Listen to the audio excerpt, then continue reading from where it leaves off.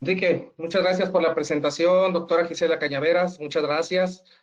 Realmente aprecio la cortesía de invitar de nueva cuenta, porque ya en el 2018 tuve el privilegio de participar en las pláticas AVE con un tema que me gusta y que me apasiona, como es el tema o el mundo del lápiz abierto. Reiterar las felicitaciones a todos los colegas odontólogos, dentistas, hoy en nuestro día acá en nuestro país, en México.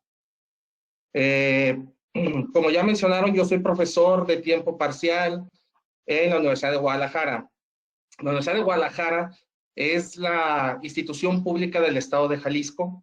Es una institución de mucha tradición. El posgrado de endodoncia, donde tengo el gusto de dar clase, ya tiene bastante tiempo de estar ofertando la especialidad en endodoncia, tiene 45 años. Se encuentra específicamente en la ciudad de Guadalajara, Jalisco, y lo conocemos como el CUCS, o Centro Universitario de Ciencias de la Salud. A lo mejor por ahí en redes sociales han llegado a escuchar de otro campus que se llama Cualtos. Es un posgrado hermano que se encuentra a 60 kilómetros de la ciudad de Guadalajara, específicamente en la ciudad de Tepatitlán. Entonces, la Universidad de Guadalajara cuenta con dos posgrados. Uno de ellos los dos de ellos son independientes, pertenecen a la misma institución, pero cada uno de ellos tiene su propio organigrama, su coordinador. Ambos pertenecen de manera independiente al programa de PNPC. Entonces, pues yo tengo el privilegio de formar parte del cuerpo de docentes en el Centro Universitario de Ciencias de la Salud, o CUCS. Hay unas imágenes de las instalaciones. En nuestro campus nos gusta dividirnos de acuerdo a las líneas de investigación. Por ejemplo, yo soy el encargado del tema ápice abierto. Cualquier otro profesor, que somos bastantes, también puede tocar el tema, puede ver casos de ápice abierto, pero yo me encargo de recabar todos esos numerosos casos, darle seguimiento, y así como también hay profesor que se encarga de la parte de cirugía, de microcirugía, perdón, o de la sección de trauma, así nos subdividimos. Entonces, gran parte del material que ahorita voy a presentar es mérito de todos los profesores y alumnos que han pasado en los últimos 15 años en el posgrado. Realmente yo aquí nada más vengo a levantarme el cuello y a presentarles lo que hacemos en equipo en el posgrado de endodoncia. El tema ápice abierto yo lo puedo categorizar como todo un mundo. Es una especialidad dentro de la especialidad. Y siempre estamos procurando hacer nuevas innovaciones, tratar de hacer nuevas investigaciones. Y esto es algo, les quiero compartir un poco de lo que estamos implementando ahorita, a manera de enseñanza en el tema de ápice abierto. El tema ápice abierto se puede subdividir en barrera apical y técnica de revascularización. La técnica de revascularización se puede considerar como el tema taquillero, el tema más famoso en la actualidad. Ahorita voy a hablar a detalle de todas esas situaciones. Pero engloba también la barrera apical y también engloba el tema manejo de dientes con ápice con pulpa vital, como pulpa no vital. Y aquí quiero les quiero compartir un ejemplo de cómo es que estamos manejando en la actualidad la enseñanza de las técnicas de ápice abierto en nuestro posgrado. Estas radiografías, perdón, corresponden al mismo paciente. Es un masculino de 15 años, donde sus dos incisivos maxilares presentaban dientes invaginados. Ambos terminaron con infección endodóntica, ambos presentaban ápice abierto. Los dos se pueden categorizar como ápice abierto, pero vean la diferencia en la anatomía, totalmente disparo. Mientras uno es un calibre 80, por así mencionarlo, el otro es 180. El grado de dificultad de uno versus el otro es muy diferente. Entonces, lo que estamos implementando en la actualidad es tratar de evitar el uso de dientes naturales. Para este tema en específico, manejo de dientes con ápice abierto y pulpa no vital. Estamos haciendo réplicas en 3D que sabemos que para instrumentación o otro tipo de tópicos no se reproduce muy bien la sensibilidad de la dentina. En este tema en particular, pues es muy útil. Entonces, a partir de ese escaneo de ese paciente, tomografía 5x5, es que se crearon unas réplicas en 3D. Este es del dientito del lado izquierdo, que presentaba un calibre 80. Pero vean la diferencia con el siguiente. Vean lo aberrante que es la porción terminal. Voy a adelantar un poquito el video. Vean lo irregular. A partir de este CBCT, se crearon estos réplicas en acrílico. Aquí les muestro un poquito más. Vean, quiero que vean la porción terminal de esos ápices. Ahorita se va a ver de mejor manera. Vean lo irregular. Eso no es de que se fracturó realmente el ápice. Así se encontraba en el paciente. A partir de esos modelos, se montan en silicón, se aíslan como si se fuera a atender un paciente de manera convencional. La radiopacidad de los dientes no nos encanta. Estamos jugando todavía un poco con la resina para que se vea de mejor manera. Pero los alumnos de posgrado están practicando sobre ese tipo de dientes que permiten replicar lo más cercano posible a la clínica.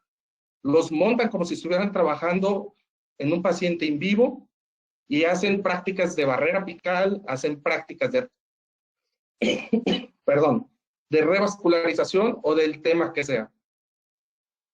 Y esto es un video que se me hace muy didáctico porque comienzan a hacer la compactación para hacer un tope de hidróxido.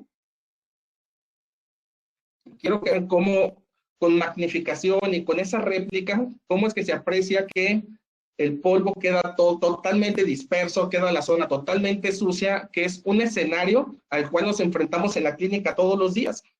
Entonces, pero cuando hacemos prácticas in vitro, a veces este tipo de detalles los pasamos desapercibidos porque no se adhieren tanto a la clínica. Entonces, algunas de las ventajas de este tipo de modelo que estamos implementando dentro del mundo del ápice abierto.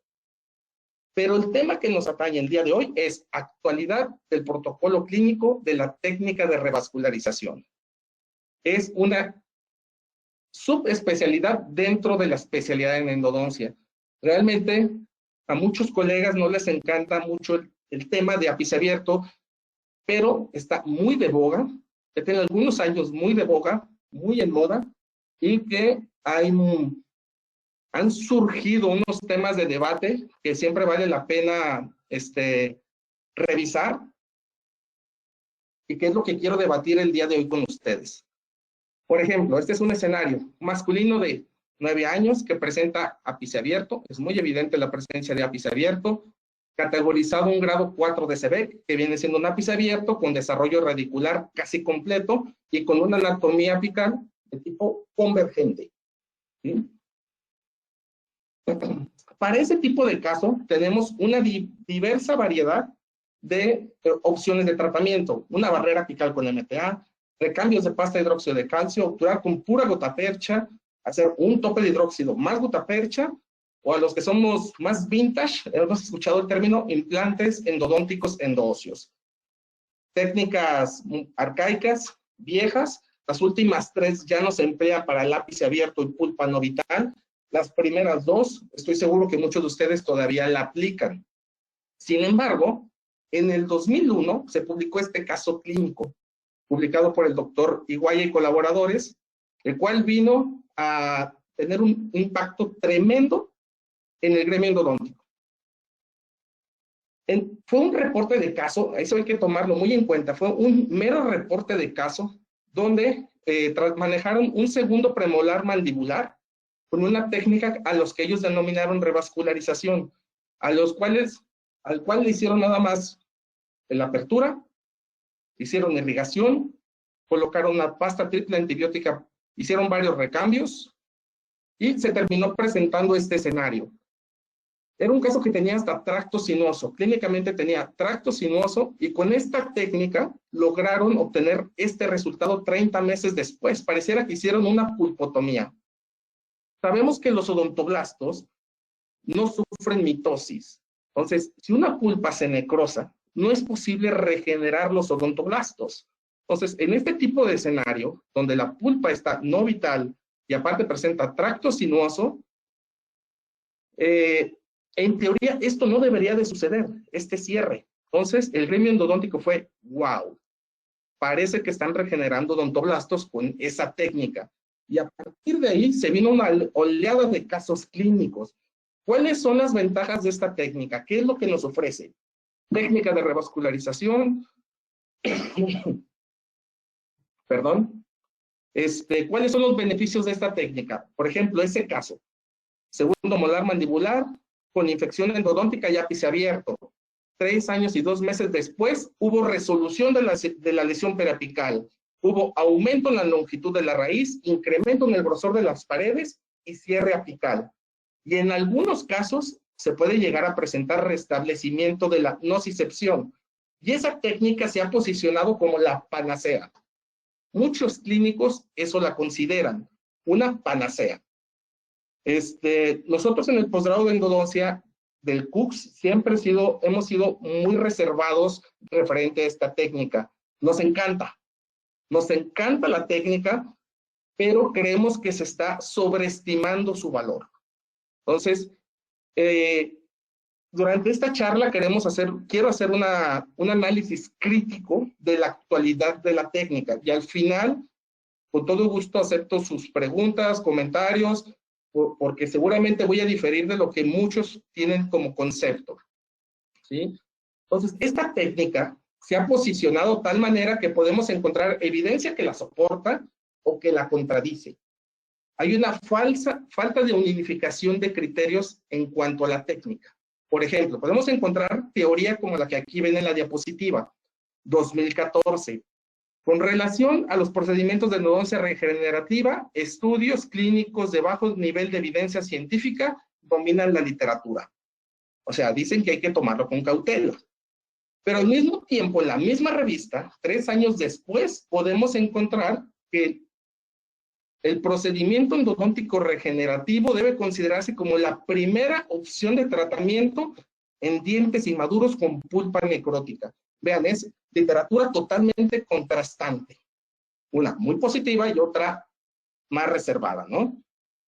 Entonces, o la amas o la odias, pero lo que es un hecho es que ha tenido un impacto en el gremio endodóntico y esto es un reflejo de ello. Vean el número de publicaciones que se han presentado, cómo se ha disparado la escala de publicaciones relacionadas con la técnica de revascularización. Del 2010 a la fecha, hay muchísimas publicaciones. A eso me refiero, que es la técnica de moda. No digo que sea la mejor, es la técnica de moda. Y podemos encontrar también dos filosofías diferentes. Los americanos adoran la técnica de revascularización. La Sociedad Europea de Endodoncia son más reservados. Y por obvias razones, la mayoría de las publicaciones de técnica de revascularización provienen de los Estados Unidos. ¿Sí? Incluso, ya sabemos que el Journal of Endodontics está subdividido por temas, ¿no?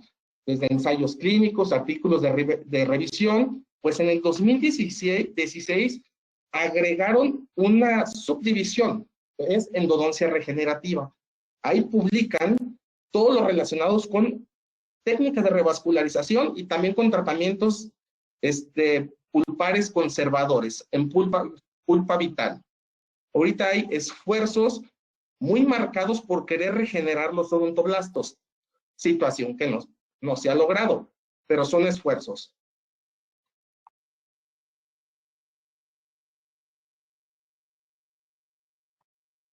Estoy un poco resfriado, así que disculpen si de repente estoy tosiendo. Pero lo normal es que se publican casos clínicos, y esos casos clínicos normalmente son de un periodo de seguimiento muy pequeño, 2, 3 años, no más. De lo poco que podemos encontrar a largo plazo es una femenina de 12 años, donde le hicieron una técnica de revascularización con enfoque libre en células, que quiere decir que fue con puro coágulo sanguíneo. Y vean, son 2 incisivos maxilares seguidos a 12 años. Son los casos donde yo, al menos, tengo evidencia de más seguimiento. 12 años, pero lo normal es que sea muy poco, 2 o 3 años. yo creo que la técnica de revascularización es poco predecible a la fecha. Hace falta más evidencia que soporte que es estable a largo plazo. Pero ahorita vamos a tocar ese tema. Más que nada quiero mostrarles cómo la técnica de revascularización ha tenido un impacto tan positivo en el gremio endodóntico. Pero hay una falta de consenso en cuanto a su protocolo clínico. Podemos encontrar recetas de cocina por todos lados. No hay una técnica mundial. Entonces, incluso por posgrados podemos encontrar técnicas que le hagan una modificación a la concentración de la solución irrigante o medicación intraconducto. Entonces, hay una falta de unificación de criterios. Y reitero, hay dos grandes escuelas, la americana y la europea. La técnica a la cual nos adherimos principalmente en el posgrado de endodoncia es, el posgrado de endodoncia del CUCS, perdón, es más por la escuela europea. Y este manuscrito representa muy bien esa filosofía clínica que nosotros aplicamos en nuestros casos. Lo recomiendo bastante. Nosotros tenemos, el primer caso que me tocó a mí manejar fue hace 13 años de técnica de revascularización. Fue un poco diferente a la que se propuso por Iguaya, por el doctor Iguaya y colaboradores, pero este artículo que posteriormente se publicó en el 2018 se apega bastante a lo que nosotros ya estábamos manejando. Se los recomiendo. Es una técnica muy biológica y que no difiere mucho, estoy seguro, a lo que ustedes aplican en su consulta. ¿En qué consiste la técnica? Son 2 citas. Primer cita, diagnóstico. Para nosotros hay casos muy específicos para aplicar la técnica de revascularización. No todos los casos son candidatos, son muy pocos los casos. Ahorita vamos a ir debatiendo cada uno de esos tópicos. Entonces, pero primero, un diagnóstico. Quiero dar como un preámbulo y un resumen de la técnica que nosotros aplicamos en el posgrado CUCS UDG. Primero, el diagnóstico. Acto seguido, anestesia con vasoconstrictor, aislamiento absoluto con dique de goma, acceso e irrigación. Estas imágenes que estoy mostrando, esa radiografía fue del primer caso de revascularización que me tocó manejar en el posgrado. Por eso, a pesar de que es una radiografía periapical, en la actualidad ya manejamos el radiovisógrafo en el posgrado, desde hace algunos años. Digamos, me gusta mostrarlo porque refleja el protocolo que hemos manejado todo este tiempo. Entonces, anestesia, aislamiento, sellado con resina en cervical, irrigación con hipoclorito de sodio y en algunos casos utilizamos EDTA, no en todos los casos. Hacemos una ligera instrumentación, apenas un ligero cepillado de las paredes, siempre lo hemos realizado. Yo estoy consciente que en la publicación del doctor Iguaya se mencionaba que no había que instrumentar, que el conducto no fue mecánicamente instrumentado, pero nosotros siempre hemos realizado instrumentación, un ligero cepillado. Posteriormente, medicación intraconducto, siempre con pasta de hidróxido de calcio, siempre. Nunca hemos utilizado la pasta triple antibiótica ni biantibiótica. 2 a 3 semanas después, una vez que hubo resolución de síntomas, regresa el paciente, se anestesia con vasoconstrictor. También difiere mucho de algunas corrientes que mencionan que hay que colocar sin vasoconstrictor para que se favorezca la inducción del sangrado. Pero nuestra experiencia es que a los pacientes les duele. Entonces, como quiera, no puedes inducir el sangrado porque el paciente se está moviendo, la mayoría son pacientes pediátricos y al paciente lo pierdes. Si el paciente le molesta, se vuelve un caos ese caso. Entonces, nosotros siempre con anestesia con vasoconstrictor y removemos la medicación intraconducto con hipoclorito de sodio y en algunos casos colocamos EDTA. Yo sé que ahorita a lo mejor está quedando como muy vaga la técnica, pero me voy a detener más adelante en 7 puntos muy particulares que considero son de debate. Acto seguido, después de secar el conducto, inducimos el sangrado mediante sobreinstrumentación de los tejidos periapicales.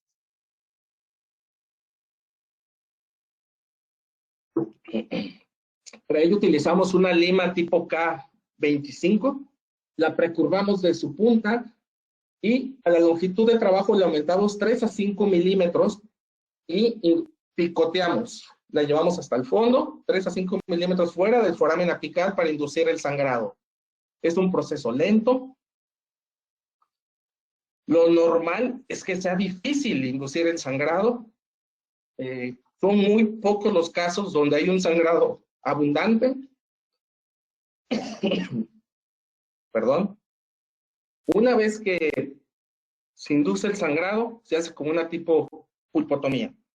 Permite que salga la sangre, que coagule, y con una cucharilla parentina 32 estéril, se va el coágulo hasta la unión amelo-cementaria. Una vez que se quita el coágulo, reitero, todas estas son imágenes del primer caso que manejamos, se coloca un cemento que sea biocompatible a nivel de unión amelo-cementaria. Eso con el objetivo de prevenir la reinfección.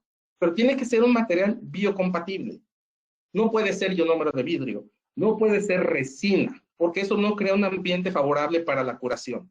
Tiene que ser un cemento a base de silicato tricálcico, el que gusten.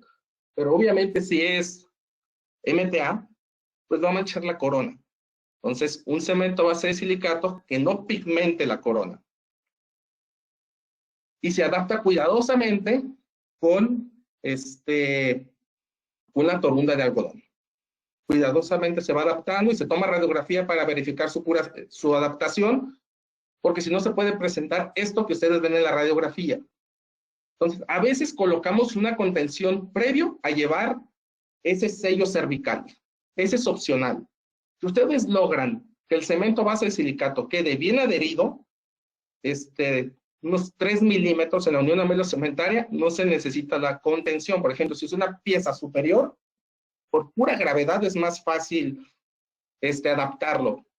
Si es una pieza inferior, con tan solo tocar ese cemento base de silicato se les puede ir hasta apical, como sucedió aquí. Entonces, en ocasiones colocamos una membrana de colágeno, la que gusten. Esa membrana, que es la que ven aquí, esta es la imagen inferior izquierda.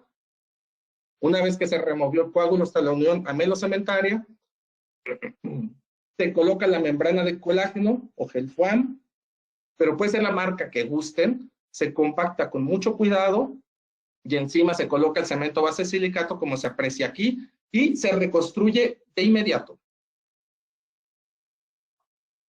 Pueden colocar cemento base, un cemento temporal, pero la recomendación es que lo manden a reconstruir lo antes posible. Y una vez que se coloca el cemento se reconstruye, perdón, hay que comenzar con el seguimiento, 1, 3, 6, 12 meses hasta 5 años. Si a los 6 meses, por eso está resaltado ahí en rojo, no se ve una mejoría, se considera fracaso. ¿Ya a qué me refiero con mejoría? Resolución de la lesión periapical, que comience a quitarse la lesión periapical. Si se mantiene igual, incluso crece, así asintomático, fracaso. ¿Se puede repetir el protocolo de revascularización? Sí se puede. Pero tienen que hacer algún cambio en la técnica. No pueden esperar el mismo resultado, haciendo un resultado diferente, perdón, haciendo el mismo protocolo. Se recomienda que lo cambien, que le hagan alguna mejora a su protocolo clínico. Pueden hacer hasta 3 intentos de la técnica de revascularización. En este caso, vean, 10 meses después ya comienza a haber una resolución de la lesión periapical.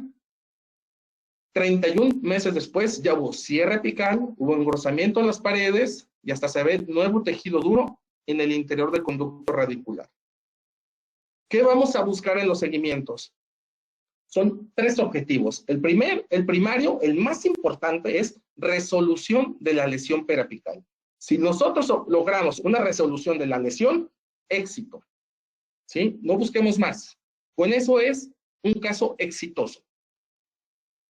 Como objetivos secundarios, aumento en la longitud radicular, incremento en el grosor de las paredes y cierre apical. No siempre se presentan los 3. Puede que obtenga nada más resolución de la lesión periapical y uno de los otros 3. Y eso debe de considerarse éxito. Reitero, puede que solamente obtenga el objetivo primario, y que quede la anatomía totalmente inmadura, pero sin lesión. Eso es éxito. Pero nosotros a veces esperamos que evolucione como si fuera una pulpotomía y que cierre bonito el ápice. Es muy raro que eso suceda, la verdad. El objetivo terciario es restablecimiento de la nocicepción, o sea, que responda de nueva cuenta a las pruebas de sensibilidad. La verdad, ese objetivo yo no lo tomo en cuenta, porque realmente lo que me va a responder es el periodonto, ¿no? Es el tejido que se invagina. Entonces, pero sí hay algunas publicaciones donde hicieron la técnica de revascularización, tiempo después cicatrizó el caso, hicieron la apertura, hicieron la prueba de vitalidad, de sensibilidad, perdón, y no respondió, y dijeron, esto es un caso de fracaso, y le hicieron la endodoncia. Tratamiento de conductos después de haber hecho técnica de revascularización. La verdad es que eso es un mero plus, el restablecimiento de la nocicepción. Nosotros no lo consideramos un criterio de éxito o fracaso. Es un lujo, nada más.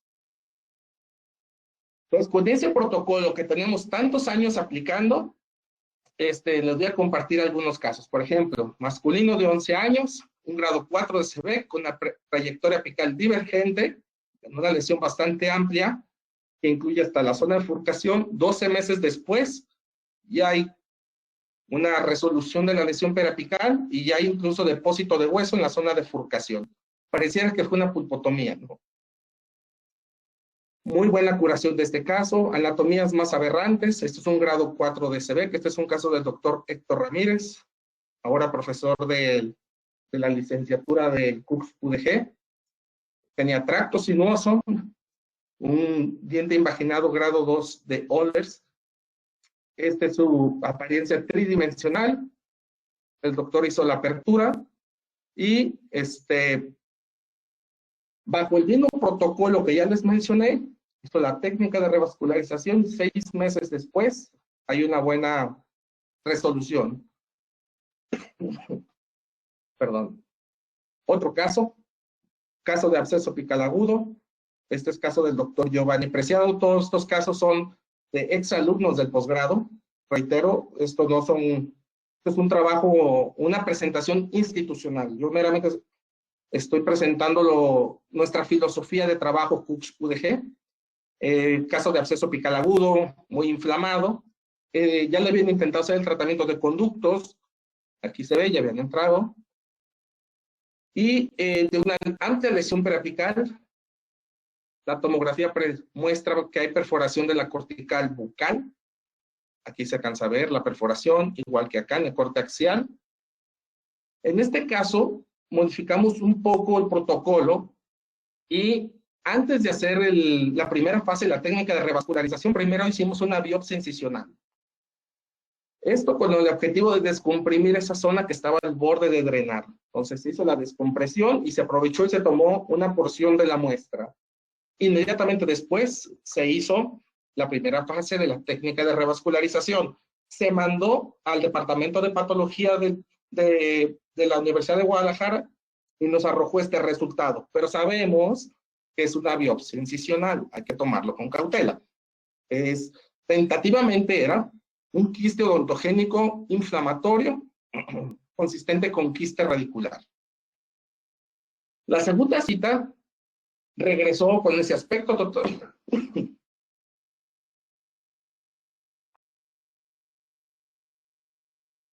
Totalmente libre de síntomas y se hizo un recambio de la medicación intraconducto. En una tercera cita fue que ya se hizo la inducción del sangrado. Se induce la inducción del sangrado, se colocó una membrana de colágeno, se compactó cuidadosamente. Ese es el aspecto de la membrana de colágeno adaptada hasta una melocementaria y se restauró.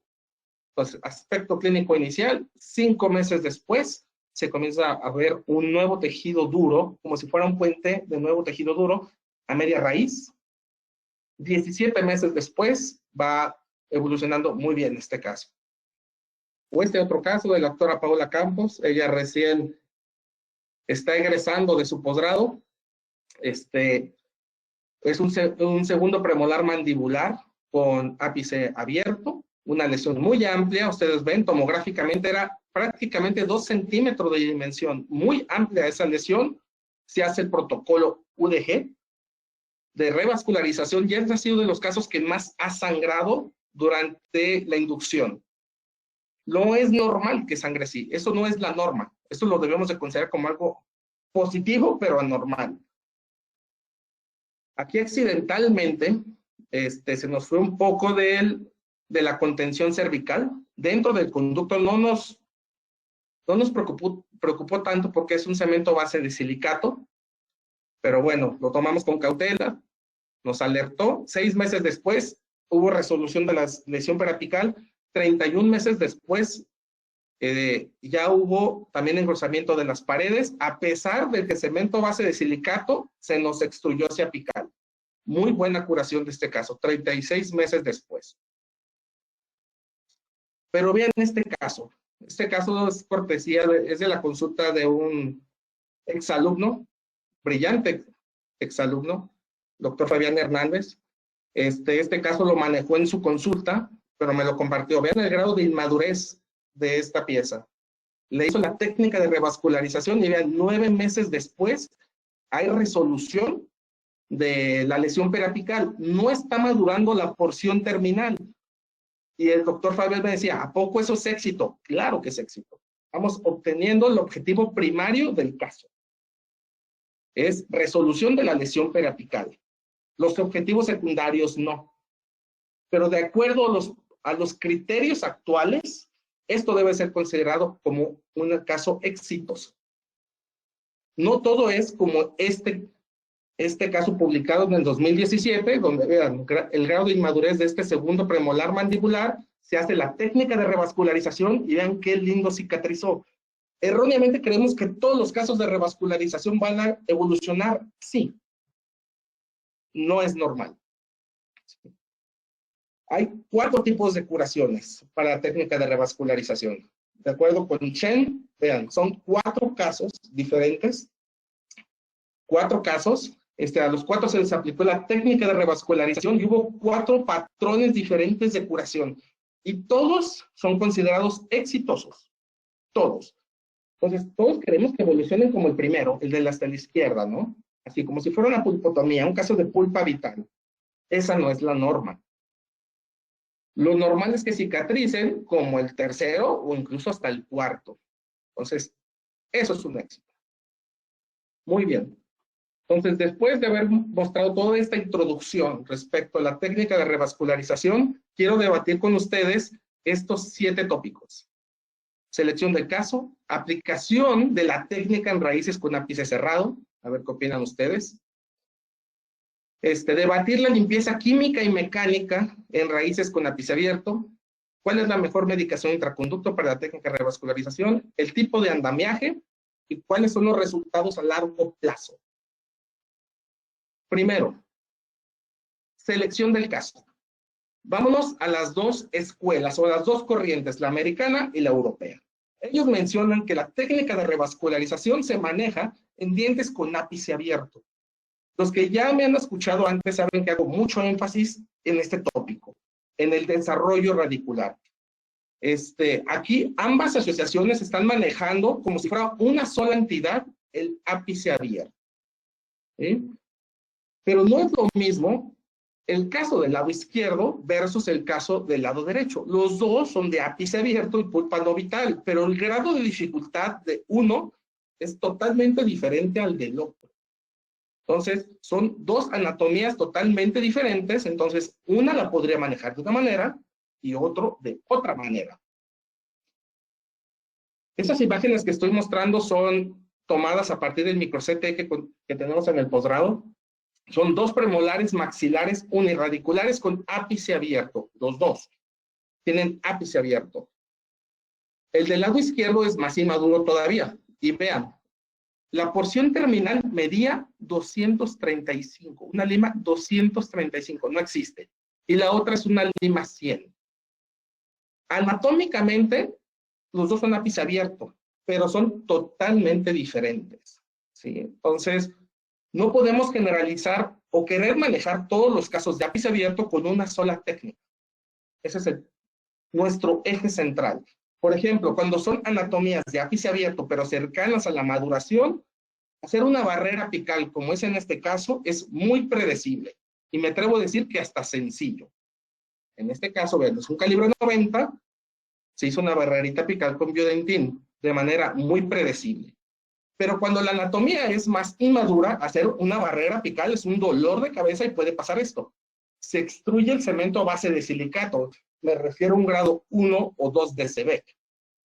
Entonces, para casos donde la anatomía es muy compleja, nosotros somos partidarios de hacer la técnica de revascularización. Anatomía apical, inmadura y compleja. Hacemos técnica de revascularización. Cuando es cercana a la maduración, barrera apical. ¿Sí? Porque no solamente hay diferencias anatómicas en el tópico ápice abierto, sino también hay que considerar que a veces se complican o se forman irregularidades a consecuencia de la infección. Por ejemplo, aquí tenemos una femenina de 12 años, 4 meses después de haber tenido un traumatismo, que fue abulsiones por un día, está desarrollando procesos de reabsorción inflamatoria externa. 4 meses después, vean qué agresiva está la reabsorción. Algunos de los defectos de reabsorción incluso ya están comunicados con el conducto principal.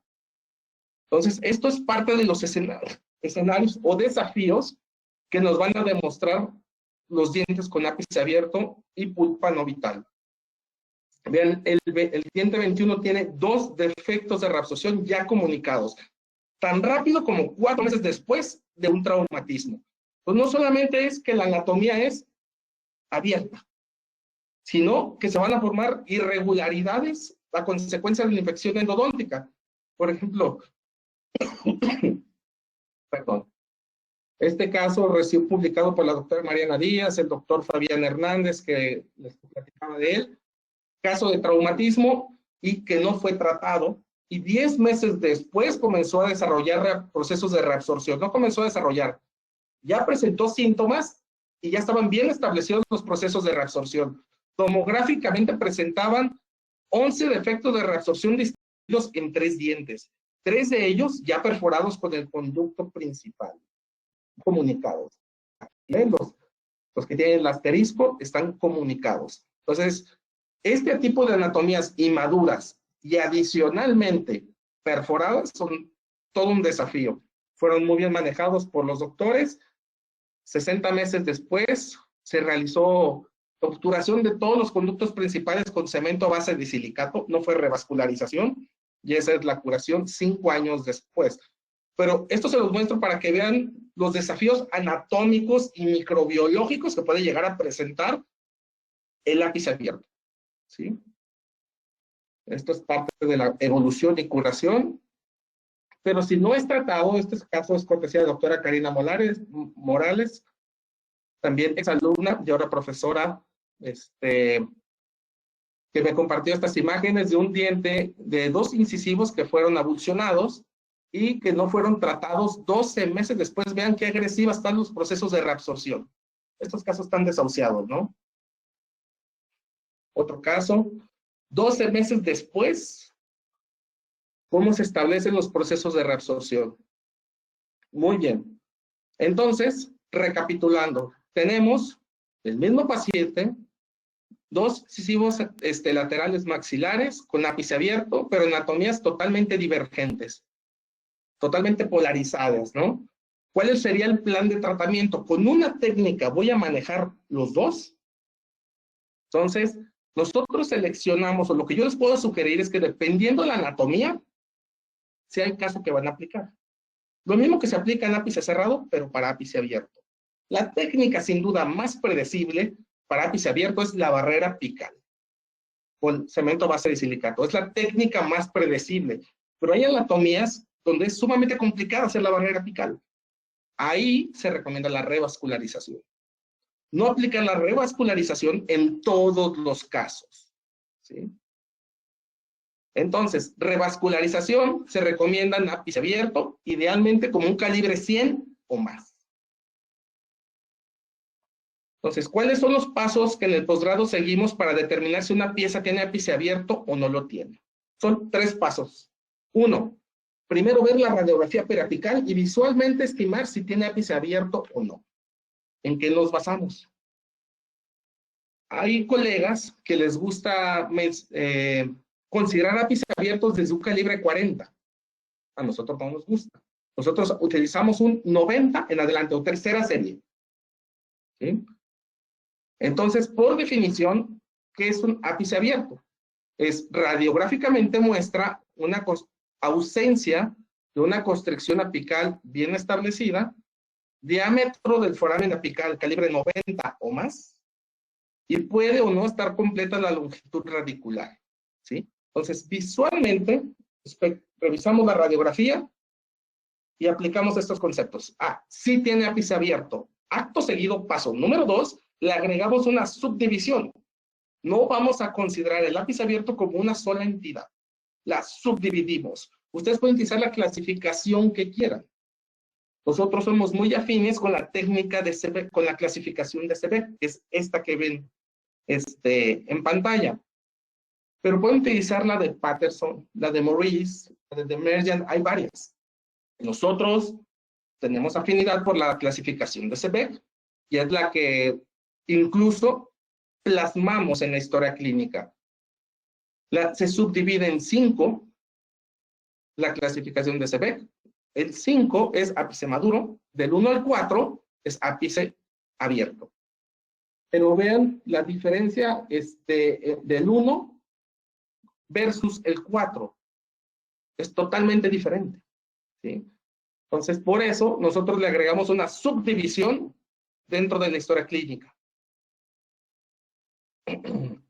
Realizamos este trabajo en el posgrado, lo logramos publicar en el Journal of Endodontics, que va relacionado con cuál es la clasificación que ofrece interpretaciones más parejas y más homogéneas. Y encontramos que la de Maurice es malísima, la clasificación de Maurice. La subdivide en 13 subdivisiones y para la pura raíz son 7. Hay una falta de concordancia entre los mismos observadores tremenda. Entonces, las mejores o las menos malas, se puede decir, es Seebeck y la de Demerjian. También fue muy baja la concordancia, pero nada que ver con la de Maurice. Y este es un ejemplo de cómo plasmamos en la historia clínica. Hay una historia clínica exclusivamente para ápice abierto, y dentro de esa historia clínica está la clasificación de Seebeck. Muy bien, entonces ya estimamos la presencia, ausencia de ápice abierto. Sí tiene ápice abierto. Después le agregamos una subdivisión y un parámetro muy importante que es muy subestimado es la trayectoria apical. Si es convergente, paralela o divergente. ¿Sí? ¿A qué me refiero? Caso como este. Este es un caso que yo lo veo, digo, híjole, pues no sé si es un calibre 70 u 80, pero por el simple hecho de que sea anatomía divergente, lo considero ápice abierto. Ya les mencioné que por definición lo consideramos tercera serie en adelante. Yo aquí tengo dudas si es realmente un 90, pero por ser anatomía divergente, esa es mi justificación, lo voy a considerar ápice abierto, porque si no me pasa esto. Esto es un caso de mi consulta. Lo manejé como si fuera ápice cerrado, y a pesar de que coloqué topes de hidróxido, se me extruyó el sellador en la raíz distal. Este caso lo debí de haber manejado con barreras apicales o revascularización, pero como consideré que era como un 70, dije es ápice cerrado. No tomé en cuenta la trayectoria apical de ese conducto. Muy bien. Entonces, les llega un caso que ustedes sospechan que es de ápice abierto, y deben de interpretar estos parámetros. Primero, femenina de 8 años, presencia de ápice abierto, sí o no. En este caso, sí. Acto seguido, subdivisión. En este caso lo consideramos un grado 3 de Seebeck. Y su trayectoria apical. En este caso fue divergente. ¿Sí? Pero bueno, no nos limitamos a cómo vienen los lineamientos de la técnica de revascularización de la escuela americana y europea del 2016. Eso ya ha ido cambiando. La técnica también ha ido migrando, se ha ido actualizando. Antes era todo lo que sea ápice abierto, todo técnica de revascularización, pero ahora vean cómo ha cambiado el discurso. Ese es un trabajo que está por salir en el International Odontologic Journal. Selección de caso para la técnica de revascularización. Diente permanente y maduro con paredes dentinarias delgadas y que sea un calibre 110 en adelante. No todos los casos. Vean cómo están cambiando el discurso. ¿Sí? Entonces, les llega un caso como este. Lo primero que yo les puedo sugerir es que pase por su mente, en el momento que digan, es un caso de ápice abierto, lo primero que debe pasar por su mente es la técnica de barrera apical. Lo primero que debe pasar por su mente. ¿Sí? Si se dan las condiciones anatómicas, podemos pasar a la revascularización. Entonces, la técnica que ofrece un pronóstico más predecible, barrera apical. Entonces, opción de tratamiento, barrera número 1, barrera apical con MTA. Opción 2, revascularización. Si se dan unas condiciones, invertirlo. En eso nos basamos nosotros en el posgrado. ¿Cuáles son estas condiciones? Edad del paciente, 7 a 16 años de edad. El paciente, los tutores, perdón, firmen el consentimiento informado, que sea un calibre apical 100 o más, y de todo, desarrollo radicular. Que sea anatomía muy inmadura. Hicimos un trabajo retrospectivo que publicamos en el 2015 sobre cuántos casos que entran al departamento de diagnóstico de la institución de la Universidad de Guadalajara, de la clínica de endodoncia de la Universidad de Guadalajara, cuántos de esos casos reúnen esos criterios. Es 1 de 200 casos. Cada 200 casos aplicamos la técnica de revascularización. Es muy raro que la apliquemos. Entonces, a veces yo siento que con fines de moda se está aplicando esa técnica de más, porque es tan rara que se está usando un poco de ella. Y voy al siguiente punto. Aplicación de la técnica en raíces con ápice cerrado. En la literatura podemos encontrar este tipo de casos. Por ejemplo, técnica de revascularización donde colocaron formocresol como medicación intraconducto. El caso fue exitoso, pero colocaron formocresol. Y casos como estos, donde la anatomía es madura, violan los forámenes con fines de permitir el ingreso de la sangre. Eso es ahí donde digo, no, ¿por qué lo realizan? ¿Por qué alterar lo que la anatomía ya te dio de manera favorable? ¿Sí? Por ejemplo, es un calibre 60, violaron los forámenes con tal de inducir el sangrado, y el caso cicatrizó. Este otro caso es un D3 en la raíz mesial, es un molar, un D35 un calibre 35 en el distal,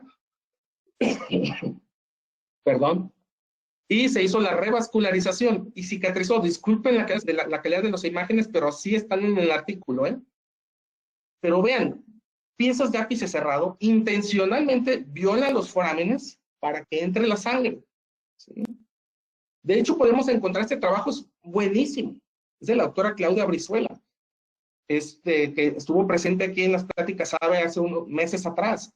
Este trabajo ganó un premio internacional en la mejor revista, o la revista de mayor impacto en odontología en el mundo, Journal Dental Research.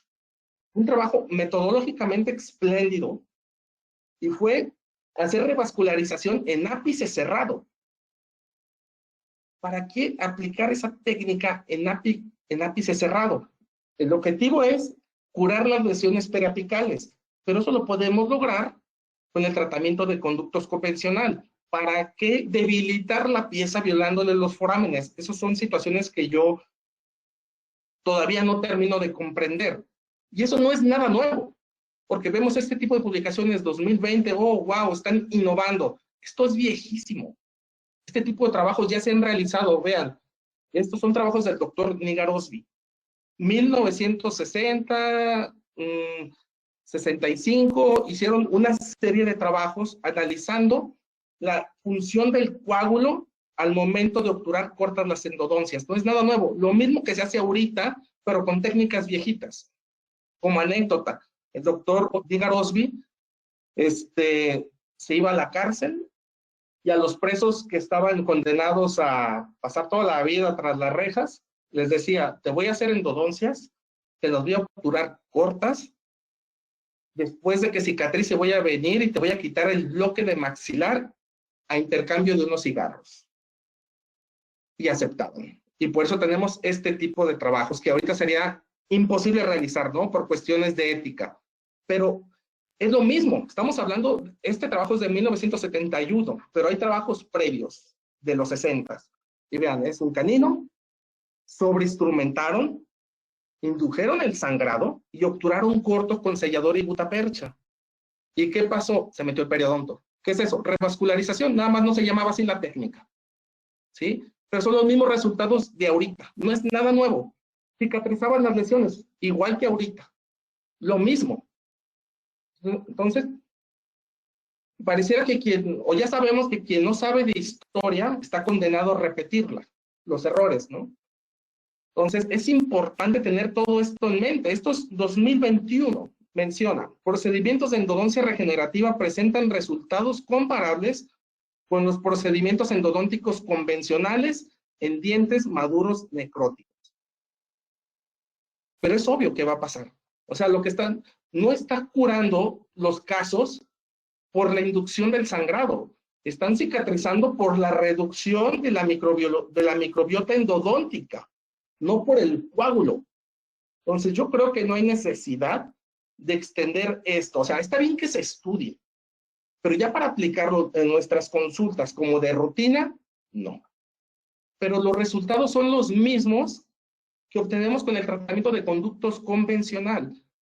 Entonces, aquí están sugiriendo, viola los forámenes, induce el sangrado, sácale sangre al paciente del brazo, vételo a una centrífuga, crea plasma rico en plaquetas, introdúcelo dentro del conducto para que obtengas lo mismo que con sellador y gutapercha. Eso no lo entiendo, perdón. De hecho, la técnica de revascularización todavía, como les decía, no hay casos a largo plazo, ¿sí? Todavía hay dudas de cuál es su comportamiento, si va a ser estable, si no va a ser estable, y ahorita ya están saliendo las consecuencias a largo plazo. Por ejemplo, 11 años después, reabsorción en técnica de revascularización, reabsorción cervical. En este caso, del lado derecho, reabsorción interna. 4 años y 6 meses después. De hecho, vean, esta gráfica me gusta. Año 2009, los reportes de ese entonces mencionaban que la técnica de revascularización ofrecía 100% de éxito después de 12 meses. Tasa de éxito impecable en la técnica de revascularización. No, pues es la panacea. Hay que aplicarlo en todos lados. Y de hecho, no, en nuestro posgrado era así como que, caray, algo estamos haciendo mal, porque esas tasas de éxito no las tenemos. Las aplicábamos y de cada 10 casos, 6 o 7 cicatrizaban. Nosotros, caray, estamos muy por debajo, pero dijimos, no, este protocolo debe de funcionar. Y ahorita ya están saliendo los resultados más parecidos a los que nosotros obtenimos.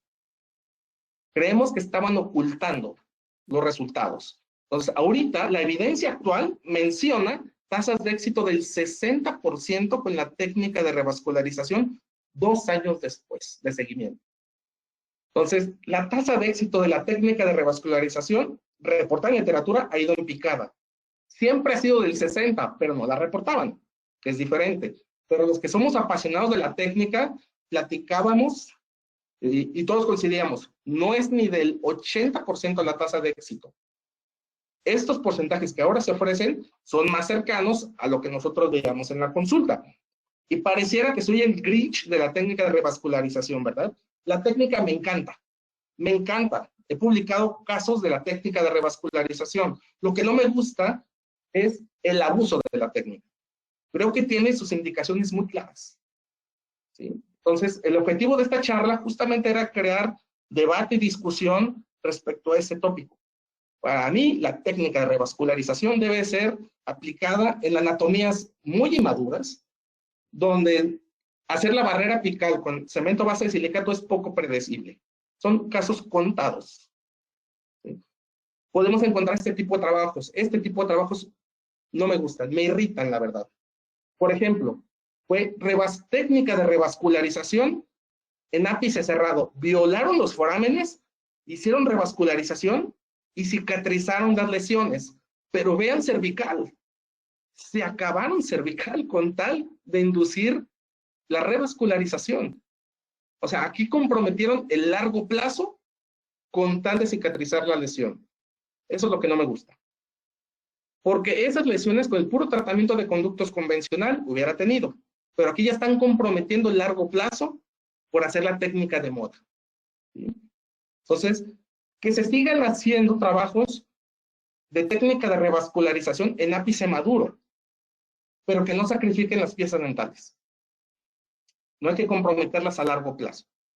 Entonces, la evidencia actual menciona que para dientes con ápice abierto, de acuerdo a la Academia Europea de Odontología Pediátrica, es que la evidencia actual de la técnica de revascularización es extremadamente débil. ¿Sí? Y que la primera opción de tratamiento para dientes con ápice abierto y pulpa no vital, barrera apical. ¿Sí?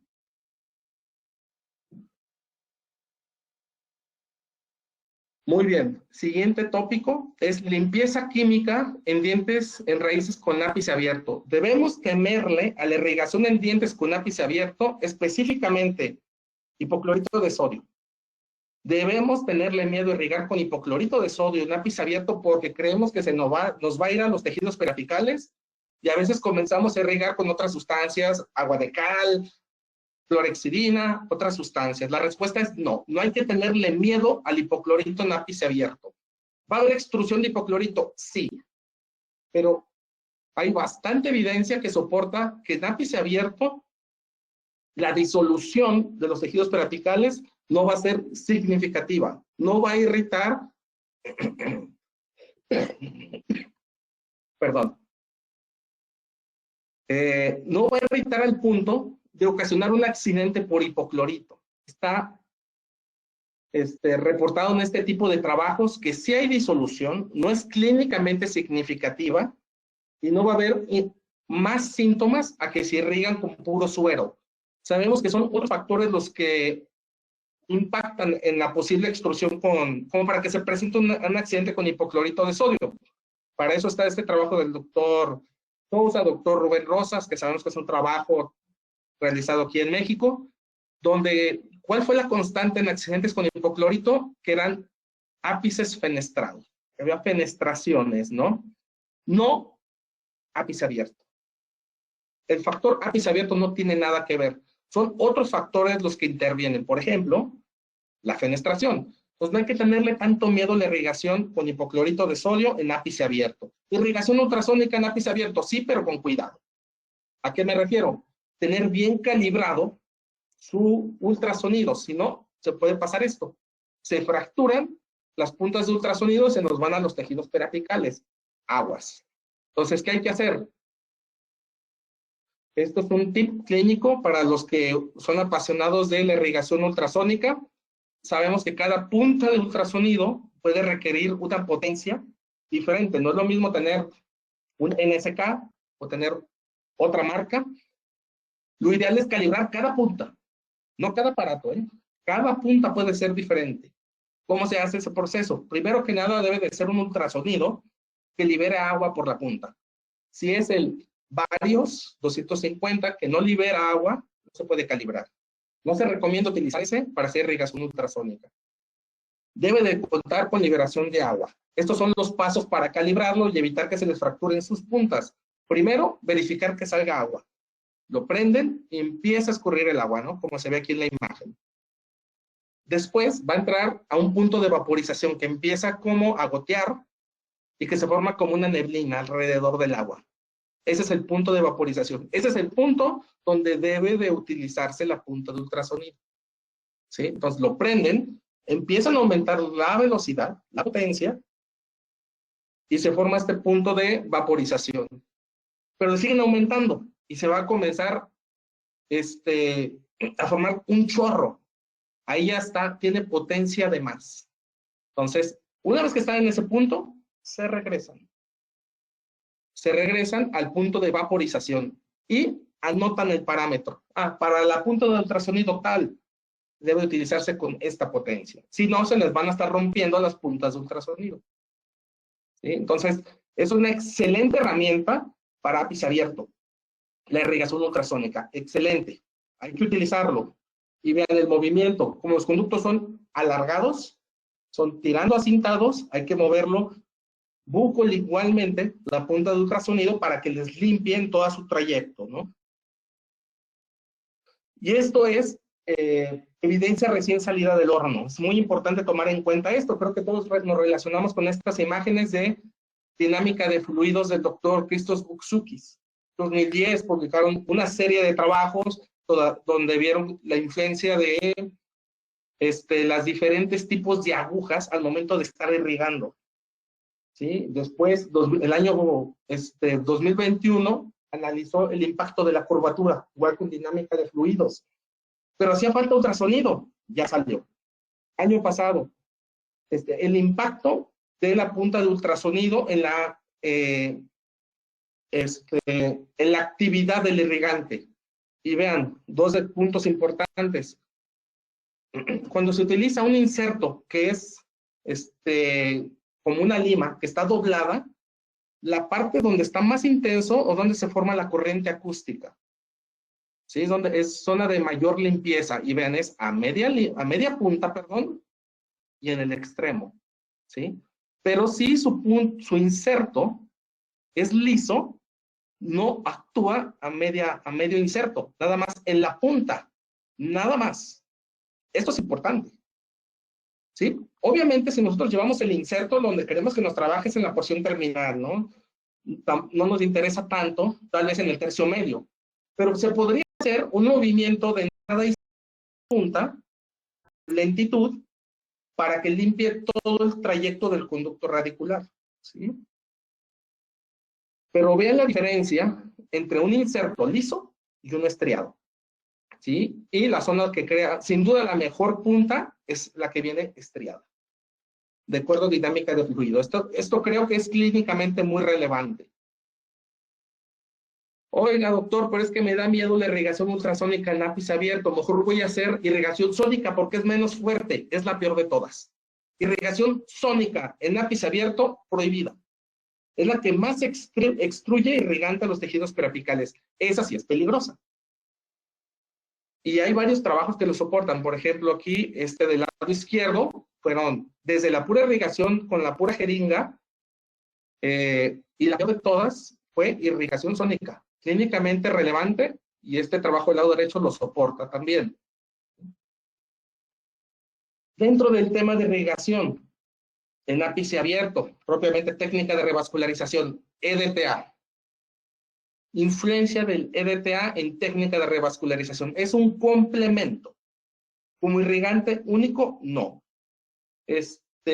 Sabemos que el objetivo de colocar el EDTA es acondicionar la dentina para que se liberen las moléculas que están atrapadas en la materia inorgánica. Quitamos, como es un quelante, liberamos todas las moléculas, factores de crecimiento que están atrapados en la materia inorgánica y que es la materia orgánica, expuesta, ¿no? Para cuando entra el coágulo, esté un ambiente muy positivo y que se logre la regeneración. No pasa eso. No hay regeneración en la técnica de revascularización. Entonces, es un esfuerzo biológico muy valioso, perdón por la palabra, pero es inservible, ¿sí? Y el EDTA no es tan barato. Entonces, pero realmente el impacto clínico del EDTA en técnica de revascularización es nulo. Es un mero esfuerzo con tal de lograr una mejor curación, pero no hay evidencia clínica que soporte que se logra. Clorhexidina en EDTA, en técnica de revascularización. También evitarla a toda costa porque está más que demostrado que es muy irritante, muy tóxico para las células madre de la papila apical. Oiga, doctor, pero es que yo tengo 3 casos donde usé clorhexidina. Les mencioné que hay casos donde usaron formocresol como medicación intraconducto y no por eso lo vamos a utilizar. Entonces, clorhexidina no se sugiere en técnica de revascularización. No importa la concentración. Hipoclorito de sodio, Es la recomendación estándar. Ok, me da miedo irrigar con hipoclorito, disminuyan su concentración, compénsenlo con volumen. Si normalmente irrigan con 10 mililitros de hipoclorito, bájenlo a un 0.5, 1.5% y irriguen 20 mililitros. ¿Sí? Irrigación sónica, no recomendada. Y si tienen el sistema de irrigación con presión negativa, sería el ideal. Y durante el proceso de irrigación, siempre secar el conducto radicular antes de inducir el sangrado. ¿Por qué? Porque si voy a colocar un cemento a base de silicato y hay contacto entre el hipoclorito y el cemento a base de silicato, se va a manchar la corona negra. ¿Sí? Hay una interacción muy marcada. Aparte, el coágulo es severamente dañado por el hipoclorito. ¿Sí? Entonces se forma como este caldo feo, café, que obviamente nos va a impactar en el pronóstico de nuestro caso. ¿Sí?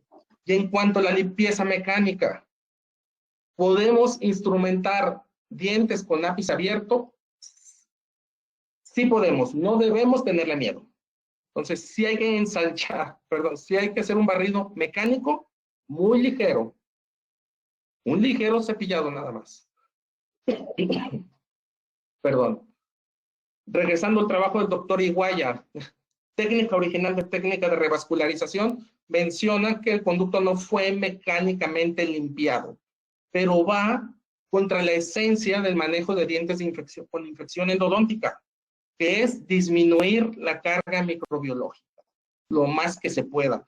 Este es un caso de revascularización que fracasó, es un central, 16 meses después regresó con absceso apical agudo, extrajeron el diente y ¿qué encontraron? Biopelícula en la porción apical.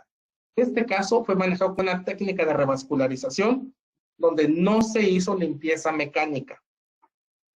Nada más se hicieron irrigación. Obviamente, aquí como hay biopelícula, necesitaba una lima que removiera eso. Entonces, recomendación, siempre un ligero cepillado mecánico de las paredes.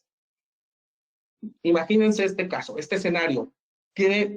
Es candidato a hacer técnica de revascularización. Paciente joven, grado 3 de CEBEC, anatomía apical divergente, pero tenía meses expuesto a la cavidad oral, el contenido del espacio pulpar. Cada que irrigaba, sacaba entre cebolla, entre sarrito, estas son tecatas, parecía como placa, tártaro dental, dentro del conducto radicular. Imagínense ese caso con pura irrigación. Fracaso. ¿Sí? Entonces, hay que tener un poco de sentido común y aplicar los conceptos típicos de una infección endodóntica, manejo de un caso no vital, a la técnica de revascularización. No digo que libremente instrumenten el conducto, ¿sí? Pero ese concepto de que tajantemente no se hace limpieza mecánica del conducto radicular ya no es vigente. Se recomienda un ligero cepillado, como ahorita voy a mencionar un poquito más adelante. En la actualidad, todos nuestros casos de técnica de revascularización los complementamos con esta técnica, con el Expendo Finisher. Lo insertamos sin rotación. Reitero, complemento, no es el eje central de la técnica, es un complemento nada más y se activa por 1 minuto y se hacen movimientos de vaivén de 7-8 milímetros para que esta zona del instrumento me toque todas las paredes del conducto. ¿Sí? Pero reitero, es adicional a toda la estrategia. 3 ciclos con esta técnica. Algo así. Se hizo técnica de revascularización, en este caso, calibre 190. Llevé el Expendo Finisher. Esa radiografía no es necesaria, la tomé con fines didácticos nada más, pero vean cómo tocan las paredes de los conductos. Si lo roto en 360 grados, pues obviamente me va a tocar así. Entonces, me ayuda a hacer una limpieza mecánica más eficaz de esa posible biopelícula que esté dentro del conducto radicular. En este caso hicimos barrera apical, perdón. Entonces, reitero, La limpieza mecánica no es libremente hasta llegar a la longitud de trabajo. ¿Qué se recomienda? Anestesiar, hacer tu apertura, irrigación y bajo magnificación de visión, ir inspeccionando el interior del conducto, ir removiendo todo el tejido que consideremos no vital y cuando lleguemos a la zona vital, nos detenemos. Puede que encontremos tejido vital a media raíz o hasta la porción terminal. Lo ideal es ahí detenernos, ¿sí? En este caso, no encontramos tejido vital y nos fuimos hasta apical, hicimos la revascularización y 12 meses después está cicatrizado. Porque, vean este caso, está muy didáctico. Ya sabemos que la anatomía inmadura inicialmente es muy acintada y conforme va avanzando la edad, va haciéndose cada vez más redonda. Por ejemplo, esta raíz, estas imágenes son de una raíz distal, cómo va evolucionando conforme avanza la edad. Primero es muy acintada, después se forman istmos y después se separan los conductos. Cuando llegan con infección endodóntica y ápice abierto, puede que nos encontremos en la imagen del medio. ¿Cómo vamos a limpiar en el istmo? Es complicado. Y por ejemplo, este caso es caso de la doctora Mariana Montero, recién egresada también de nuestro posgrado. Absceso apical crónico, tiene tracto sinuoso, se tomó radiografía de tracto, como ven aquí, candidatazo a revascularización, ¿no? Y dicho y hecho, se manda a tomar CBCT y vean la anatomía de la raíz mesial, totalmente acintada. Se hicieron 5 recambios de hidróxido de calcio y el tracto sinuoso no se dio. En ningún momento se dio. Entonces, nosotros queremos hacer revascularización, pero no se dio el tracto. ¿Porque la técnica es mala? No. La anatomía en este caso era la compleja. Entonces, ya platicando con los encargados de la sección de microcirugía endodóntica del posgrado, se optó a hacer un reimplante intencional del caso. Se extrae la pieza, se encuentra un istmo, se limpia, y un mes después, resolución, ahora sí, del tracto sinuoso. Entonces, aquí la anatomía, reitero, que es la compleja, la difícil. Entonces, imagínense un caso como este, sin instrumentación mecánica. Fracaso. Si a pesar de ello, a pesar de que se estaba haciendo la instrumentación mecánica, persistió el tracto, ahora con pura irrigación, va a haber una tasa de fracaso todavía mucho mayor en técnica de revascularización. Medicación intraconducto, sin duda. Pasta de hidróxido de calcio. Sabemos que al principio se recomendaba mucho la pasta triple antibiótica o pasta Hoshino. Y yo creo que de un 100% de publicaciones, 95 era pasta Hoshino, 5% pasta de hidróxido de calcio. Y poco a poco se ha visto que la pasta triple antibiótica o biantibiótica no es tan eficaz para destruir microorganismos como ya se sabía que sí era la pasta de hidróxido de calcio, y ahorita se ha invertido. La que domina es la pasta de hidróxido de calcio, porque al principio se decía que la pasta triple antibiótica favorecía la regeneración de odontoblastos y estimulaba las células de la papila apical, cosa que no sucede. ¿Qué es lo que hay que realizar? Desinfección. Hay que disminuir la carga microbiológica.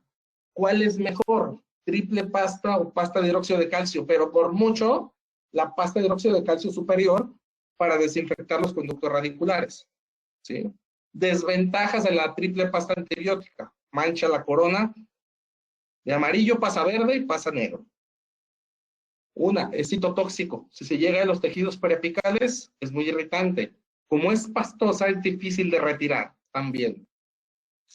Puede haber alergia por ser antibióticos y sobre todo, no es mejor que el hidróxido de calcio para disminuir la carga microbiológica.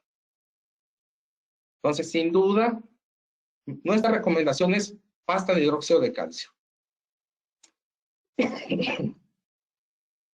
Vamos al sexto punto, al tipo de andamiaje.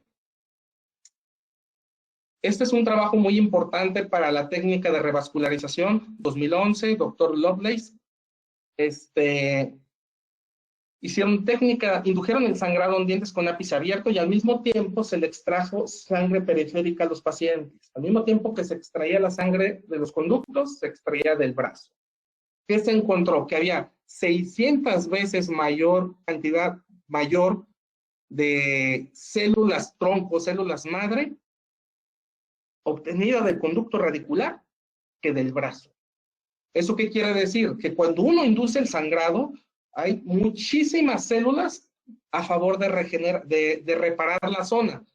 El detalle es que no sabemos qué hacer con ellas. Nosotros quisiéramos que regeneraran. No hacen eso, reparan.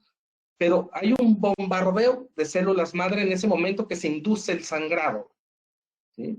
Entonces, con tal de favorecer o estimular esas células, se ha aplicado un andamiaje o scaffold con tal de estimular la curación del caso de revascularización. Ya se han utilizado muchísimos scaffolds, muchísimos andamiajes, plasma rico en plaquetas, rico en fibrina, factor de crecimiento derivado en fibroblastos, andamiaje de colágeno hidroxiapatita, sangre circulante, hasta la misma pulpa dental de dientes temporales se ha utilizado. En el posgrado de endodoncia Cooks, nuestra filosofía es puro coágulo. Siempre ha sido, desde hace 12, 13 años. No le hemos encontrado un beneficio adicional a agregarle alguna sustancia extra. ¿Por qué? Porque no hay regeneración. El resultado es el mismo. Entonces, ¿para qué encarecer el protocolo? Pero bueno, existen muchísimos andamiajes y yo creo que lo normal es que digan que para la técnica de revascularización se necesita un andamiaje. Y yo quiero invitarlos a reflexionar sobre eso. La evidencia es muy clara de que no hay regeneración, pongas lo que le pongas, ¿sí? Entonces, de acuerdo al tipo de andamiaje que se va a utilizar, en la actualidad hay 3 técnicas de revascularización, 3 filosofías diferentes. Este artículo es muy interesante, 2021, y es Open Access. Los invito a que lo revisen y subdivide la técnica o los tipos de andamiaje en 2. Libre en células o basado en células. Y uno de ellos a su vez se subdivide. Por eso son 3. Libre en células y basado en células. Vean, el libre en células es la técnica de revascularización donde el coágulo sanguíneo es el eje central, ¿sí? La técnica que les acabo de mostrar. Apertura, en la segunda cita, quitas el hidróxido de calcio, la medicación, induces el sangrado, colocas tu contención, listo, ¿sí? Entonces, no se le agrega, en ocasiones se le agrega un andamiaje, pero en conjunto con el coágulo. El coágulo es el eje central, es lo importante. Es una técnica económica, es barata, y es la que hemos utilizado en el posgrado desde hace 12, 13 años. Y luego está la técnica libre en células, ¿sí? A lo que le denominan cells homing. ¿Qué consiste? No se induce el sangrado. Quitas la medicación intraconducto y colocas un andamiaje dentro del conducto que le va a hacer señas así, les va a hablar bonito a las células para que entren por el periodón, entren a través del foramen apical y cicatricen, ¿sí? Entonces, llevar un material exógeno que invita a las células tronco a entrar dentro del conducto radicular. Eso, desde ahí, encarece la técnica, pero le llaman cells homing, ¿sí? Nosotros no utilizamos esa técnica, no la hemos utilizado. Y lo más nuevo es reparación basada en células. ¿Qué es? Tampoco se le agrega un andamiaje artificial, se le agregan directamente células. Este tipo de trabajos están realizando nada más a nivel de laboratorio, a nivel institucional, muy controlado. Tampoco se induce el sangrado. Y aquí un ejemplo de ello. Es una técnica todavía más cara que la anterior. Pero podemos encontrar este tipo de resultados. Vean, segundo molar superior, infección endodóntica, tiene MB2, hacen la apertura, el protocolo de una infección endodóntica, pero en la segunda cita inyectan células directamente, células que van a favorecer la curación, células de la papila apical, ¿sí? Se le coloca en esponja, colágeno y se reconstruye la corona, ¿sí? Y se le da seguimiento. Entonces, esto es muy controlado porque son células madre directamente dentro del conducto radicular, ¿sí? Y aquí dicen que 48 semanas después está cicatrizado. Para mí es el mismo resultado que si nada más hubieran obturado y dejan el conducto vacío, después de 48 semanas. Pero bueno, regresamos con el doctor Nigarosby. Él nos mencionó en 1971, voy a mostrar los resultados que él obtuvo por el hecho de sobreinstrumentar y obturar corte. 1971, ¿qué pasó? Se metió el periodonto. ¿Cuál fue su reporte? Nuevo tejido sin similitud con la pulpa normal, deposición de tejido duro parecido al periodonto. No hay más. Ahora con las técnicas actuales, bonitas, modernas, histologías lindas a colores e inmunohistoquímica de su lado derecho, y utilizando cells homing, utilizando técnica basada en células, y el resultado es el mismo al que obtenía el doctor Nigarosby en el 71. Lo mismo. Vean esta imagen. Perdón. Técnica libre en células. 12 meses después, un buen resultado. Histología manejada por el doctor Ricucci, y esto fue lo que encontró. Nuevo tejido duro, esta es dentina secundaria, y este es el nuevo tejido duro depositado dentro. Y le hicieron inmunohistoquímica. Encontraron reparación, no regeneración. Y fue técnica libre en células. Esa es la constante. No hay regeneración, sin importar la esencia de la técnica. ¿Sí? Este es un caso de nuestro posgrado. El primer caso que manejamos, lamentablemente se terminó filtrando. Y pasó esto. Vean, pasó esto que ven aquí. Se filtró, quedó expuesta, se manchó la corona, como era de esperarse. Entonces decidimos sacar, tratar de obtener el tejido que estaba dentro del conducto radicular.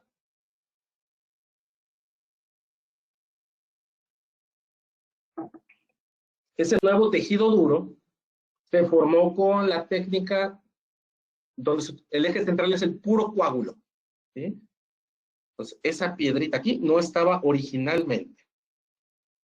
Estaba suelta como si fuera un cálculo pulpar. Ahí se aprecia, se ve oscuro. Y con el explorador endodóntico de G16, fácilmente desprendible. Vean como si fuera un cálculo. Se regó de manera abundante con suero. Y pum, de repente, como ya estaba suelto, con el mismo inyector lo logramos succionar. Y esa es la piedrita.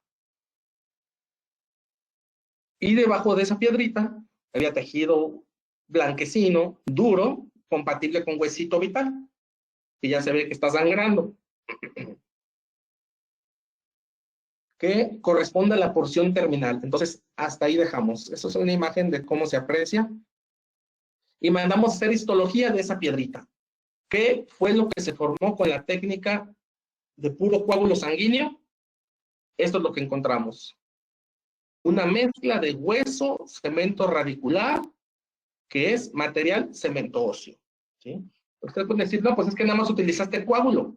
Vámonos a la evidencia científica. Vean, 2022. Un trabajo, una revisión sistemática muy bien conducida. Saben que para poder realizar revisiones sistemáticas hay que poner criterios de selección de los trabajos muy estrictos, y casi siempre encontramos como si fuera un semáforo entre rojo y amarillo, de que los trabajos no eran buenos. Y vean aquí, fue entre verde y amarillo, fueron buenos trabajos. ¿Sí? ¿Cuál fue la constante? No hay estudios que regeneren exitosamente el tejido pulpar con la técnica de revascularización. ¿Cuál fue la constante? Tejido ligamentario con mineralizaciones semejantes al cemento y hueso reemplazan a la pulpa necrótica.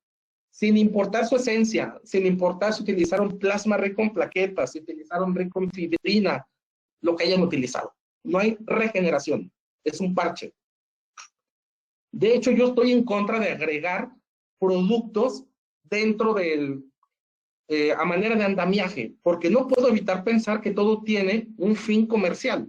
Crear un producto que después vayas al depósito dental y que lo apliques dentro del conducto radicular. Por ejemplo, está Finos Putti, que se utilizó en casos de revascularización, y vean, se hizo revascularización, se colocó dentro del conducto radicular, y ahí está el Finos Putti nada más estorbando. Eso para mí nada más está haciendo batallar al organismo para cicatrizar. En ese afán por crear un producto comercial como andamiaje, solamente están haciendo batallar al organismo, cuando los resultados son los mismos que utilizar el puro coágulo. Entonces, ¿para qué encarecer el tratamiento que en esencia es barata y es sumamente biológica? No hay necesidad. Esto es evidencia reciente, 2023, una revisión sistemática sobre resultados de éxito. O sea, porque ustedes me pueden decir, ok, no regenera, pero tal vez obtengo mayor éxito si coloco un andamiaje. Y vean, aquí están todos los andamiajes estudiados. Plasma rico en fibrina, lo que ustedes gusten. ¿Cuál fue la conclusión? El tipo de andamiaje aplicado no tiene una influencia significativa en el éxito clínico. Entonces, ¿para qué lo aplicamos? Ese es mi cuestionamiento. Doctor, es que en mi posgrado tenemos toda la vida, perdón, tenemos años aplicándolo. Está bien, úselo. Están obteniendo el mismo resultado que no utilizarlo. Esta sí es una idea muy buena. Este trabajo, yo lo leí, me dejó con la boca abierta. Necesitamos más trabajos de estos.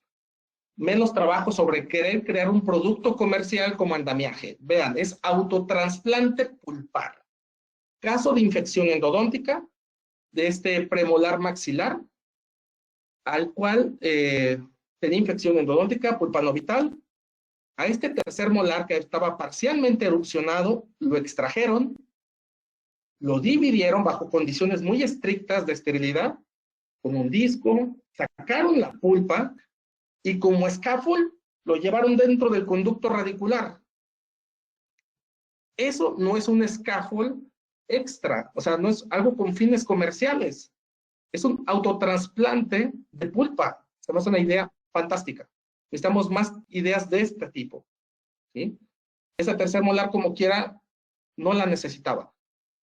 Y vean, aspecto inicial, 6 meses después, 1 año después. Este caso, le hicieron pruebas de sensibilidad con lo frío, lo eléctrico y láser Doppler. Positivo. Fueron 3 casos y en los 3 respondían. Esta sí es una buena idea, a diferencia de los otros scaffold, desde mi perspectiva. Ya estamos por terminar, ¿eh? El último tópico. ¿Cuáles son los resultados a largo plazo de la técnica de revascularización? ¿Realmente el beneficio es tan bueno? Este es el caso de revascularización que hemos realizado en el posgrado que más nos ha gustado en su curación. Vean qué linda curación. Absceso apical crónico, 2 años, 8 meses después, muy buena curación. Pero vamos siendo sensatos, ¿dónde está el beneficio? Tercio medio y apical. Tercio cervical sigue estando frágil. Entonces, ¿estos resultados realmente fortalecen el diente a largo plazo? Yo creo que no. El beneficio sapical, sobre todo, no cervical. ¿Dónde es donde se fracturan las piezas más? En cervical. Por ejemplo, este caso, diente invaginado, clase 2 de Ohlers, se hace revascularización, muy bonita la curación, 5 meses después, pero vean cómo dejamos cervical. Totalmente débil. Totalmente débil. A largo plazo, esto me preocupa. Entonces, los casos de revascularización, ¿se pueden fortalecer en cervical? Sí se puede. Entonces, a largo plazo, la técnica de revascularización debe de preocuparnos más cervical que en apical.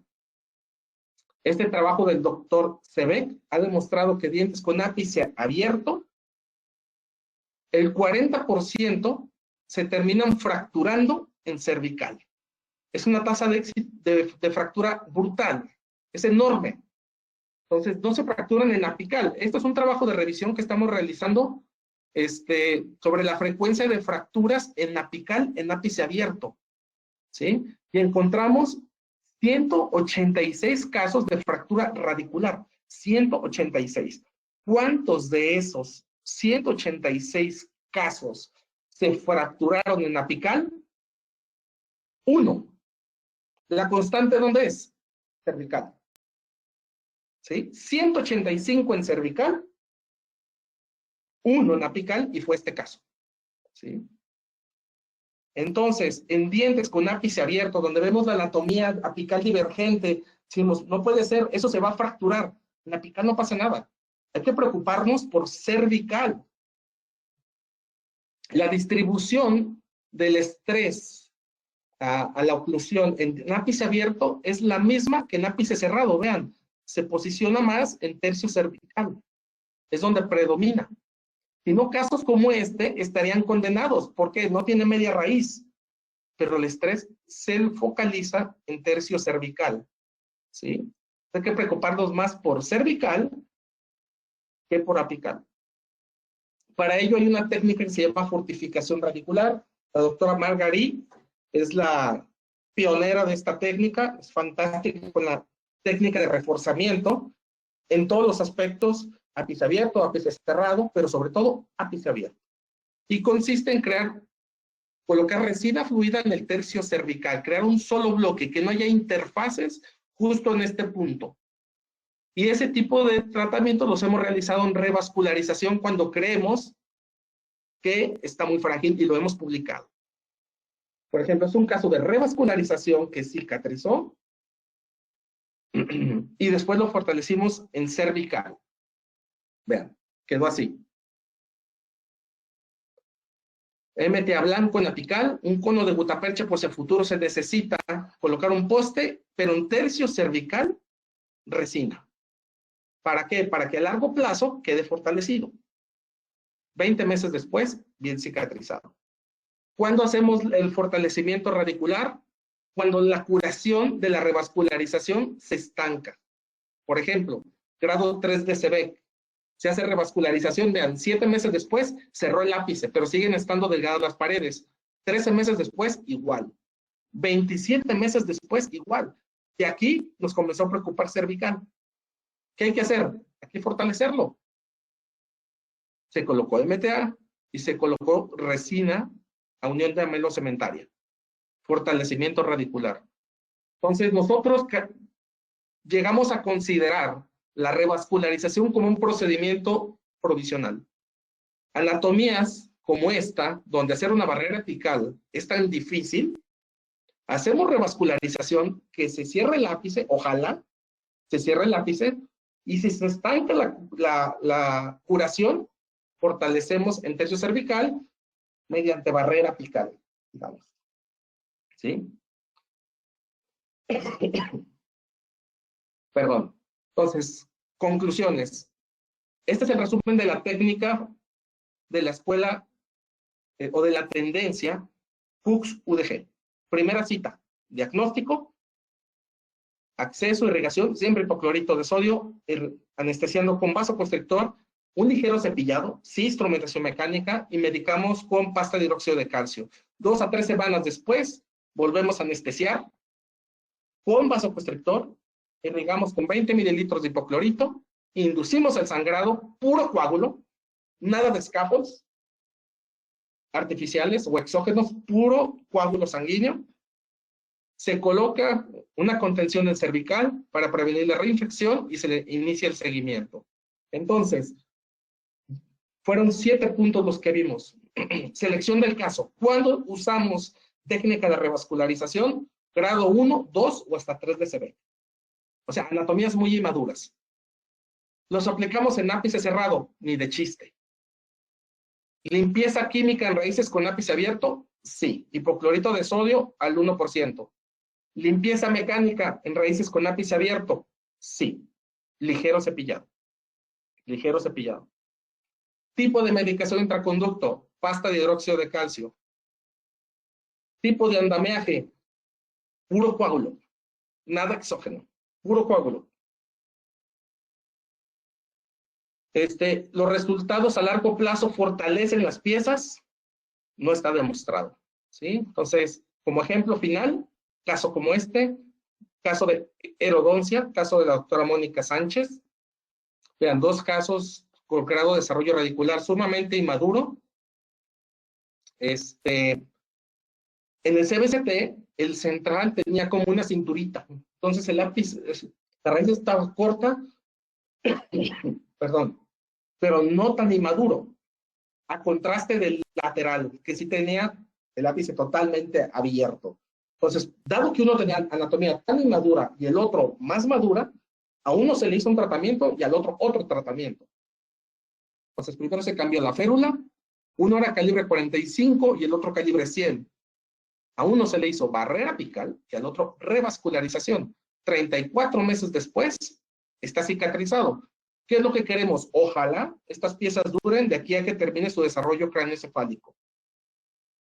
Hasta que cumpla los 18, 21 años, ¿no? Entonces, ¿qué mejores provisionales que estos dientes? ¿Sí? Entonces, con esto finalizo mi charla.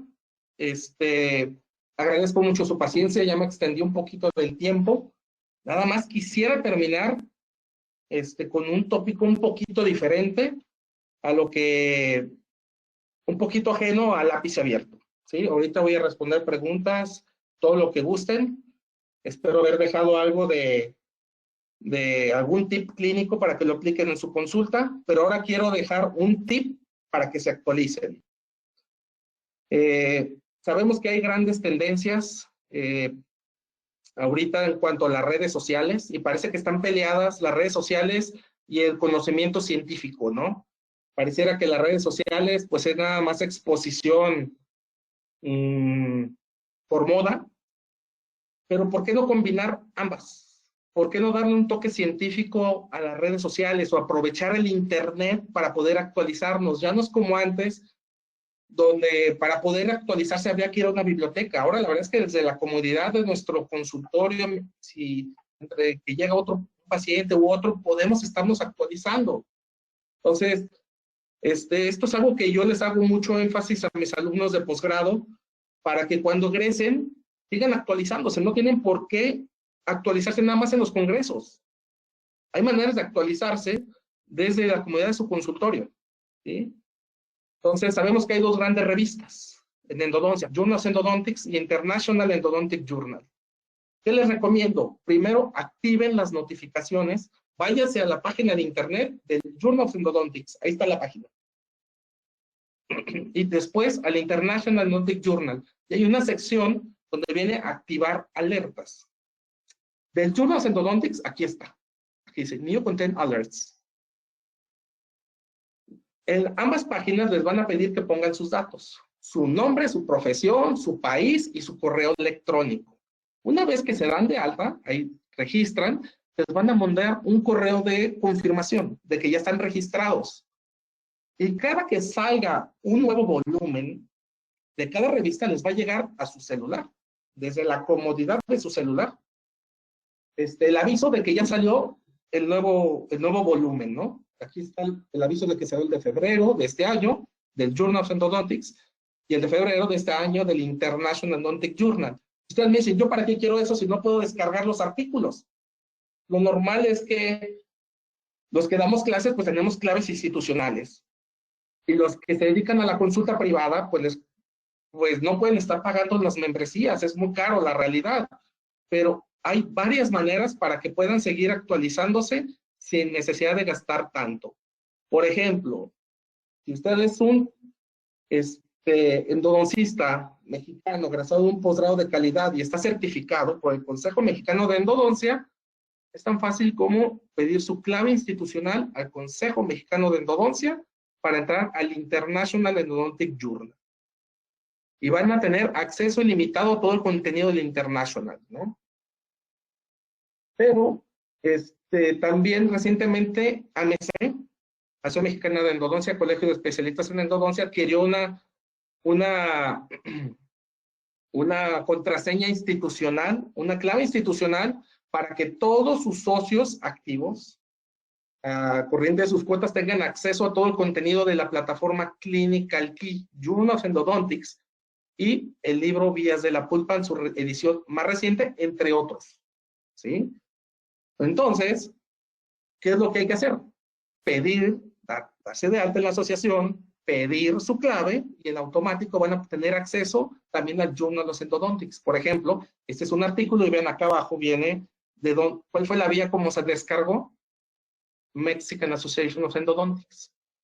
Y no solamente eso, también el libro Vías de la Pulpa. Entonces, yo creo que no hay pretexto para no actualizarse bien, no solamente en los congresos. Es que yo nada más me dedico a la consulta privada. Se pueden actualizar. Pueden tener acceso a las 2 mejores revistas del mundo del área de la endodoncia, ¿sí? Una vía Consejo Mexicano de Endodoncia y otra vía AMC. Nada más cuestión de estar certificado o de hacerse socio activo de AMC. Y pues bueno, con esto finalizo. Muchas gracias por su atención y quedo abierto a sus comentarios o dudas. Muchas gracias.